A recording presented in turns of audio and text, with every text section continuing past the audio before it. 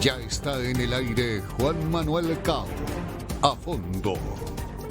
Bueno, Rusia sigue bombardeando y también a la población civil en Ucrania. Las imágenes no mienten. La propaganda de Putin en gran medida sí está mintiendo. Particularmente ha sido indignante este ataque a un hospital en Mariupol, justo en la sala de maternidad, las escenas de las madres embarazadas heridas, los reportes además de recién nacidos, de otros niños afectados en el ataque han dado la vuelta al mundo. El bombardeo ha sido de tal envergadura que ha dejado cráteres enormes junto a los edificios. Muchos civiles están desesperados, ahí vemos las imágenes y las madres con los niños. Estas son imágenes dentro del hospital, en esa sala de maternidad de la que le hablábamos.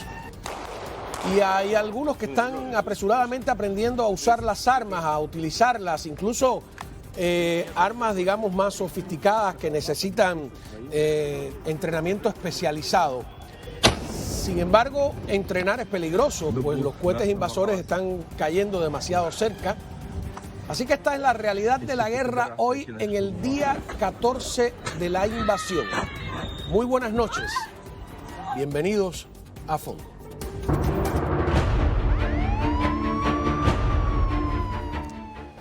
Así, bueno, vamos a tener aquí, contar con la ayuda de Ron Aledo, que es un analista de contrainteligencia de la CIA, de la DIA, que es CEO de Miami Intelligence Agency. Usted lo puede encontrar en YouTube con Ron Aledo, ex CIA Contractor, y hablar directamente con él y ver sus reportajes. Muchas gracias por estar acá Encantado. Con nosotros, ¿no? Quiero empezar con esto del presidente Zelensky, que él no se conforma con la respuesta de Occidente, sigue pidiendo de emergencia apoyo aéreo. Adelante. Провина на окупантах, але відповідальність за це і на тих, хто вже 13 днів не може ухвалити. Десь там, на Заході, десь там в кабінетах, очевидно, необхідне рішення. На тих, хто досі не убезпечив українське небо від російських вбивців. Хто не врятував наші міста від авіаударів, від цих бомб, ракет, хоча може. Muy bien.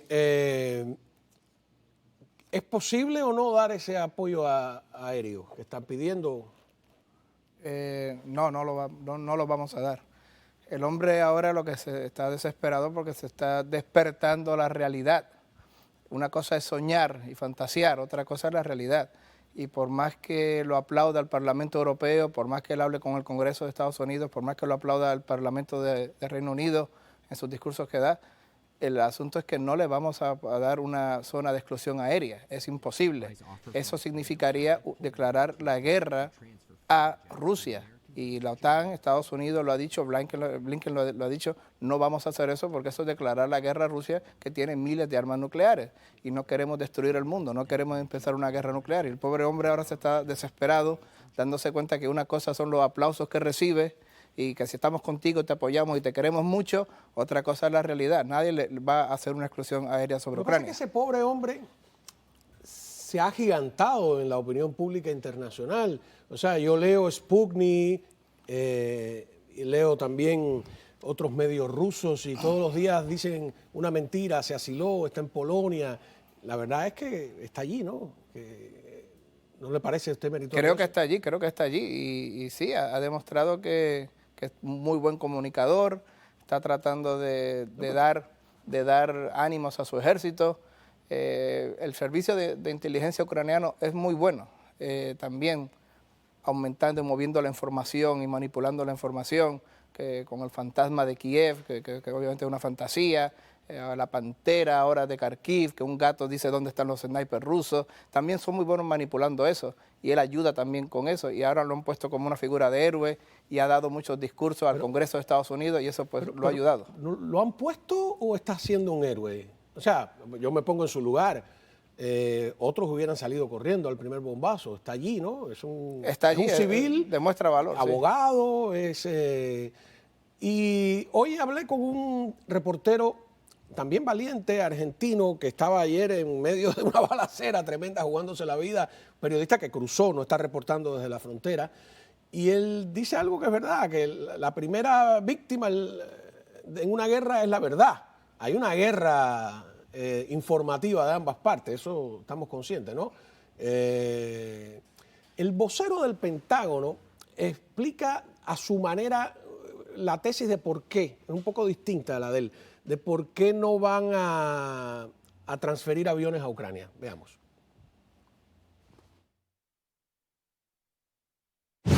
The Ukrainian Air Force currently has several squadrons of fully mission-capable aircraft. We assess that adding aircraft to the Ukrainian inventory is not likely to significantly change the effectiveness of the Ukrainian Air Force relative to Russian capabilities. Therefore, we believe that the gain from transferring those MiG-29s is low. And finally, the intelligence community has assessed that the transfer of MiG-29s to Ukraine may be mistaken as escalatory and could result in a significant Russian reaction that might increase the prospects of a military escalation with NATO. Therefore, we also assess the transfer of the MiG-29s to Ukraine to be high risk. O sea, coincide la mitad con usted, la otra mitad no sé si es una evaluación para pasarle la mano, de decirle no, con lo que tienes. Es una evaluación técnica, son dos cosas diferentes. Una cosa es el no-fly zone. No-fly zone es lo que hicimos, por ejemplo, en el norte y en el sur de Irak durante años y años y años, que ningún avión iraquí podía ir ni al norte ni al sur. No-fly zone es como empezó la cosa en Siria también, en Libia en el 2011. Empezamos con un no-fly zone y después empezamos a bombardear al ejército libio. Eso es que negamos que la aviación enemiga, en este caso rusa, vuele. Cualquier avión ruso lo destruimos. Aviones de Estados Unidos, aviones de Reino Unido, aviones de Italia. Esa es una cosa. La otra cosa que él está hablando es simplemente la transferencia de MiGs. Los de Polonia, ¿no? Los de Polonia que se los quieren transferir. Esto es lo que pasa, que ya Rusia ha dicho que eso también lo van a considerar como una agresión. Que no solamente el no-fly zone, sino que si le dan aviones y salen de aeropuertos polacos, y eso no es lo que quería Polonia. Polonia quería mandarlos a Ramstein, una base donde yo he estado montones de veces en Alemania, gigantesca.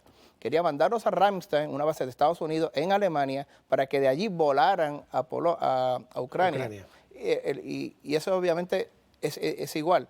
Ya sea en Polonia o en Alemania, pone en alto riesgo una confrontación con Rusia. ¿Qué se puede hacer para revertir esa sensación que tenemos algunos de que es Rusia quien está diciendo, marcando la pauta, ¿no? Hoy de nuevo otra amenaza sobre el tema atómico, ¿no?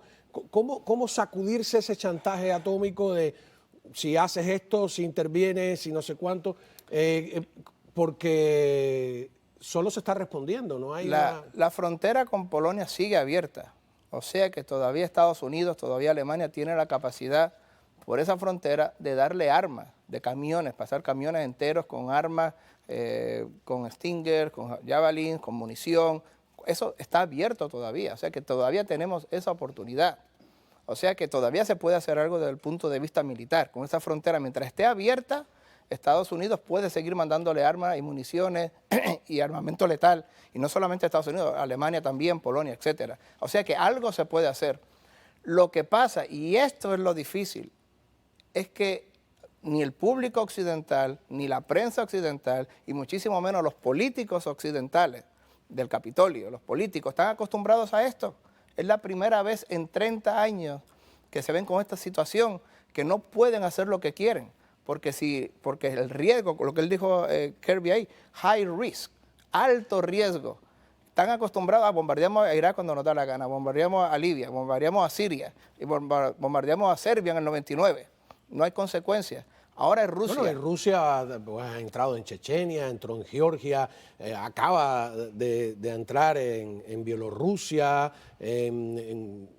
No había riesgo para Rusia invadir a Georgia. No tenía armas nucleares Georgia. No, era lo mismo que Estados Unidos invadiendo a Irak. No había riesgo para ninguno de los otros. Pero ahora, por primera vez en 30 años, Occidente, OTAN, Estados Unidos se da cuenta, no podemos hacer lo que queremos porque el riesgo de empezar una guerra nuclear es verdadero y es muy alto. Entiendo que usted cree que los políticos y la prensa occidental nos están adornando la situación y no nos están diciendo la verdad militar de lo que está ocurriendo. No es que no nos estén diciendo la verdad, es simplemente que no están enfocándola.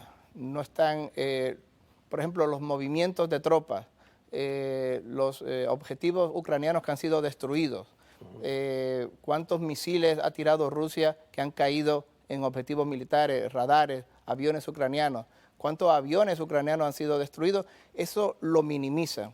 Usualmente lo que he visto en la prensa occidental es más bien el sentido humano, el sentido Pero, por emocional. ejemplo, yo como prensa, esta imagen, ¿usted cree que con toda esa tecnología que tienen, que esto es una casualidad cuando cae un cohete en un hospital?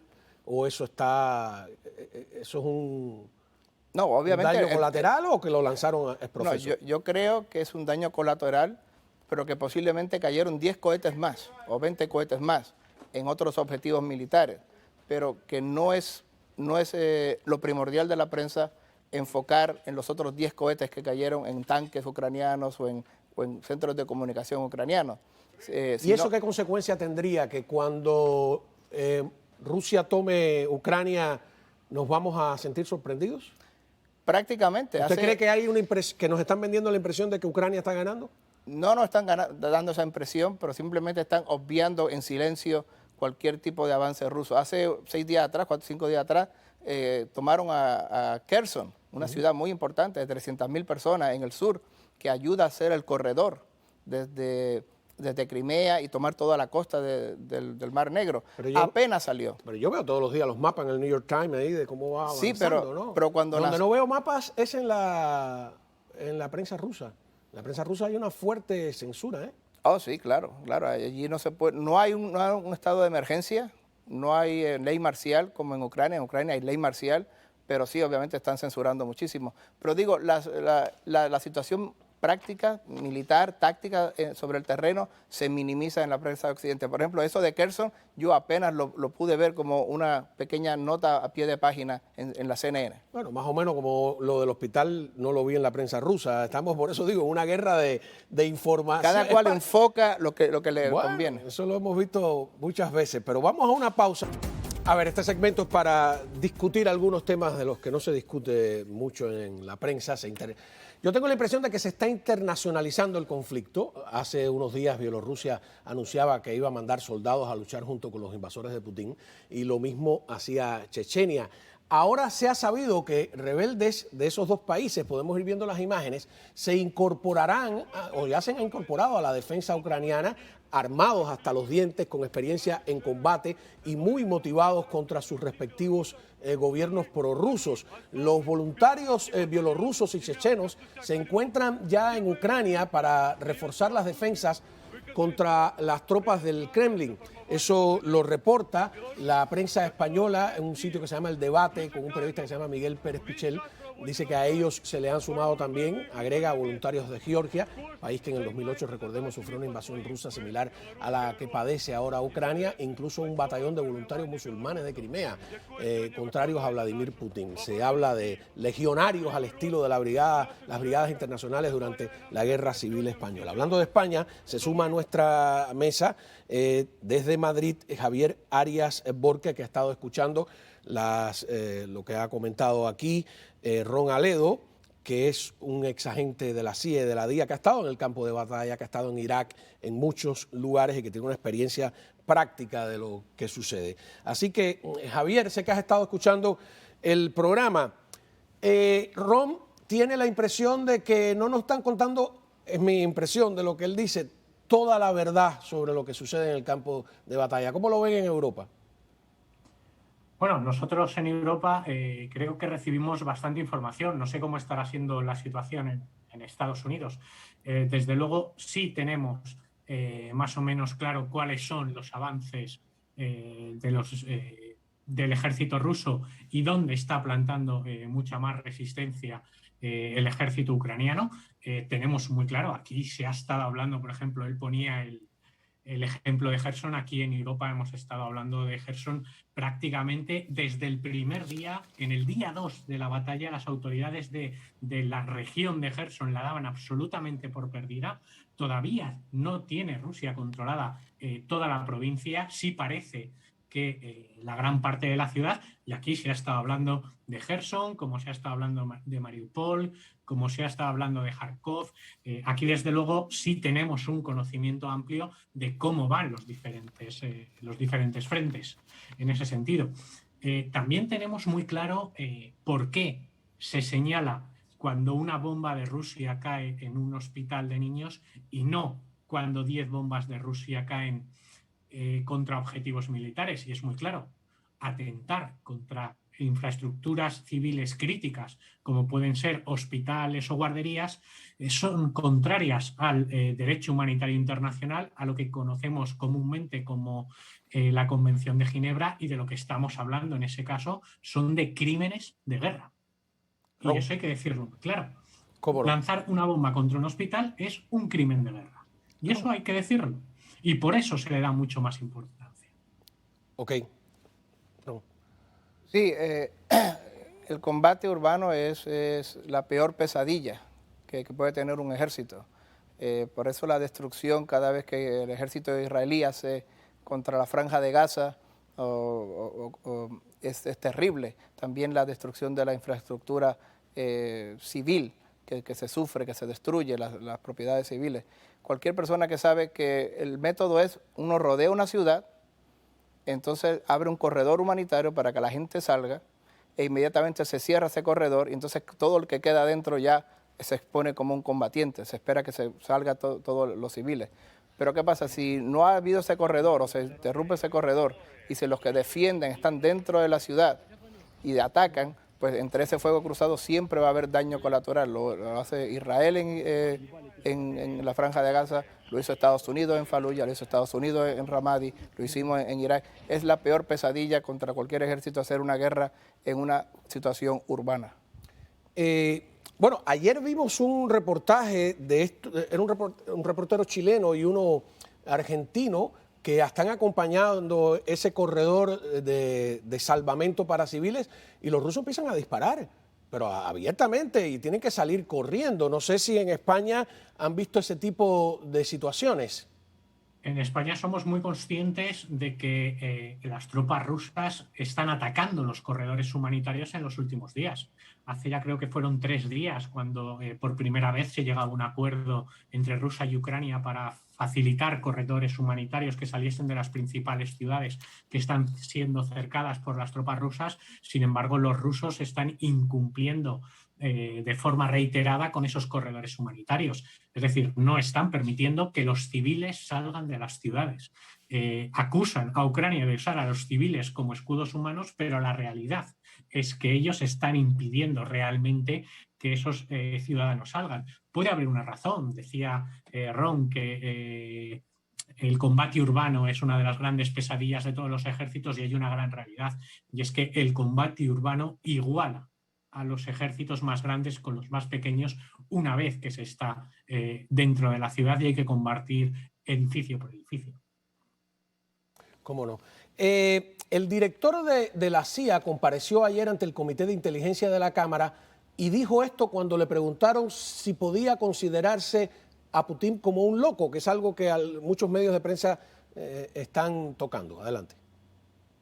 He's far more insulated from other points of view and people who would challenge or question his views.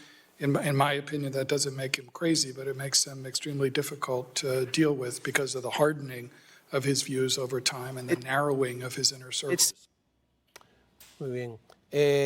Yo había escrito un artículo en el que decía que al final todos los dictadores se vuelven locos, ¿no? Porque pierden los contrapesos, que no sé, yo no creo que él esté loco para nada, ¿no?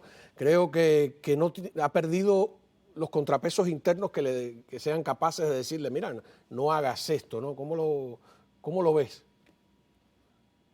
Bueno, yo tendría que esperar antes para juzgar eso. Tendría que esperar a ver si de verdad se estanca la ofensiva. Llevamos días, creo que 13 o 14. 14 es el día. 14. Hoy. Estados Unidos hizo semanas y semanas de bombardeos en Irak, por muchas semanas previas, antes de empezar el ataque terrestre, que empezó el 19 de marzo, y le tardó a Estados Unidos hasta el 1 de mayo conquistar todo Irak, que es mucho más pequeña que Ucrania. Ucrania es 1.4 veces más grande que Irak. y Ucrania tiene 44 millones de personas, Irak tiene 26. Y le tardó 40 días al ejército más poderoso del mundo. Si vemos que llegamos al 30, 35, 40 y está estancada la ofensiva rusa, es posible entonces que, mira, le mintieron a Putin, está con su propia fantasía, no está viviendo la realidad, le salió mal el plan, pero tendríamos que esperar para juzgar eso. Bueno, a Rusia le costó casi 6 meses entrar en la capital de Chechenia, que tiene 1.5 millones de habitantes, si no recuerdo mal. La pregunta en este caso para Javier es sobre ese tema de, generalmente, yo sé que Estados Unidos tiene muchas críticas por sus intervenciones, pero este tipo de cosas la hacen dictadores que no tienen contrapesos internos, ¿no? Es como la historia del rey desnudo, que nadie se atreve a decirle, mire, esté desnudo. ¿Podría ser esa una interpretación? Es un gran problema que tiene la Rusia de Putin, ¿no? Putin lleva 20 años controlando con mano de hierro quiénes son los que están a su alrededor y en verdad nadie se atreve seguramente a toserle o a decirle que se está equivocando a la hora de llevar, digamos, la operación, e incluso es muy posible que nadie se haya atrevido inicialmente a decirle, oye, igual no estamos tan capacitados. Hay una duda, es decir, o sea, hay una cosa muy clara. Rusia está capacitada para arrasar Ucrania cuando ella quiera, ya sea a través de material nuclear o a través de otro tipo de bombas como bombas termobáricas o similares. ¿Cuál es el problema? Que con los ojos del mundo puestos sobre Ucrania no lo puede. Está haciendo un ataque convencional y además utilizando su peor material. No hemos visto sus cazas de combate más modernos. No hemos visto sus bombas guiadas por láser. Estamos viendo cazas prácticamente obsoletos y estamos viendo bombas tontas. Entonces, ¿cómo se puede definir, pese a esto, cómo se puede definir la operación de Rusia en Ucrania? Pues de momento un auténtico fracaso. Todos los analistas hablaban antes del conflicto de que esto se podía hacer en 48 horas. Hay que pensar una cosa. Esto no es comparable a la invasión que hizo Estados Unidos en Irak. Estados Unidos se fue a la otra punta del planeta y ahí empezó, primero a través de ataques aéreos y luego terrestres, tuvo una gran extensión de terreno que ocupar.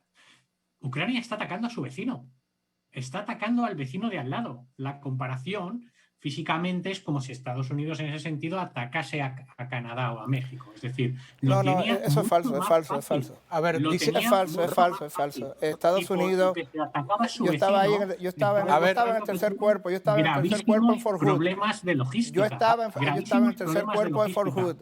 Javier, ya empezó la guerra a 150 kilómetros. Javier, dice Ron que él estaba ahí. Yo estaba en el comando de Bibi Bell, el teniente general Bibi Bell, en el tercer cuerpo de Fort Hood. Yo seguí la guerra en vivo. No es así. Eso no es así. Estados Unidos tenía cientos de miles de hombres en Kuwait. Estados Unidos tenía decenas de miles de hombres en Arabia Saudita. Teníamos la base en Qatar. Teníamos todo el Golfo, teníamos toda la flota allí. Estábamos e Irak estaba ya destruida durante años por las sanciones, con no-fly zone en el norte y no-fly zone en el sur. Y aún así bombardeamos durante semanas, ya estaban los tanques ahí, ya estaba todo allí. El terreno donde mejor pueden ir los tanques es el desierto, no hay bosques, es el mejor terreno para los mecanizados. Y aún así dio la orden Bush el 19 de marzo de atacar y no fue sino hasta el 1 de mayo, 40 días. Eso de que Rusia va a conquistar Ucrania en 48 horas, eso es un disparate. Eso es un disparate absoluto de propaganda. Vamos a comparar, Javier y Ron, los ejércitos, ¿no? ¿Qué tiene cada cual? Según los datos de la prensa, yo no sé si cuán exactos son, ¿no? Aviones de combate, dice. Rusia tiene 1.391, Ucrania 128. Helicópteros de combate, yo no sé si son los totales o son los que están en pelea. 407 contra 35. Tanques, esto dice que son los totales. Rusia tiene 3.417 contra 987. Personal militar, 900.000 contra 196. Si nos vamos por la matemática, no hay modo... Javier, de que Ucrania resistiera, digo yo, ¿no? con estos números fríos. En verdad es muy difícil resistir, pero por ahora lo están haciendo. Yo creo que Putin contaba con una cosa, y es que la población de ascendencia rusa, que está en la zona este de Ucrania, más allá del Dnieper, del río Dnieper, que divide el país en dos, les iba a recibir con los brazos abiertos, y eso iba a hacer prácticamente que las ciudades se abriesen a la invasión rusa. Y no nos lo hemos encontrado. Lo que nos hemos encontrado es que esa población rusa o de ascendencia rusa está rechazando a las tropas rusas. Eso es innegable. Ahora, hay una cosa también bastante clara. Una cosa es la invasión y otra cosa es la ocupación. Por ahora Rusia está siendo incapaz de avanzar sólidamente en la invasión del país, y esto nos más o menos evidente por el modo en que está resistiendo y por el rechazo del ejército ucraniano y por el rechazo de la población, de que sería prácticamente incapaz de poder ocupar Ucrania. Javier y Ron, qué pena me da, porque me he dado cuenta que el debate da para mucho más, ¿no? Es mucho más interesante. Lo que le agradezco a los dos, pues, y a Ron sobre todo, traer un punto de vista distinto, ¿no? Al que él tiene razón en que estamos escuchando solo un lado, y a mí me parece interesante, aunque no estoy de acuerdo con él, sobre todo en el enfoque, pues él es el que estuvo allí en el campo de batalla, tengo que escucharlo también, y a Javier que por supuesto es un especialista en el tema. Vamos a ver si lo que dice Harari es verdad, de que Putin, aunque gane la guerra, ya la perdió, que ese es el otro problema. La verdad es que a nivel internacional da la impresión de que no tiene el apoyo que tuvo, por ejemplo, con Chechenia, ¿no? Que fue una guerra popular. Esta parece ser una guerra impopular. Y recuerde que si quiere discutir en persona con Ron Aledo, aprender, pues ahí tienen en su canal de YouTube, Ron Aledo, CIA Contractor, y los artículos y todo lo que investiga Javier Arias Borque, pues, y la prensa española, lo tenemos también ahí. Los espero a los dos de nuevo. Creo que podemos seguir en esta otra batalla, ¿no? Es importante escucharlos. Javier, te agradezco, sé que es tarde allá. Quiero tocar, y los despido con el dolor de que sé que el debate da para más, porque tengo a Francisco Santos, ex vicepresidente de Colombia, ex embajador de su país en Washington, y la preocupante situación de lo que le han ido a proponer a Nicolás Maduro y la subtrama, como decía Infobae, latinoamericana de este conflicto, y Cuba de por medio y todo lo que está sucediendo. Así que muchísimas gracias, Ron, muchísimas gracias, Javier.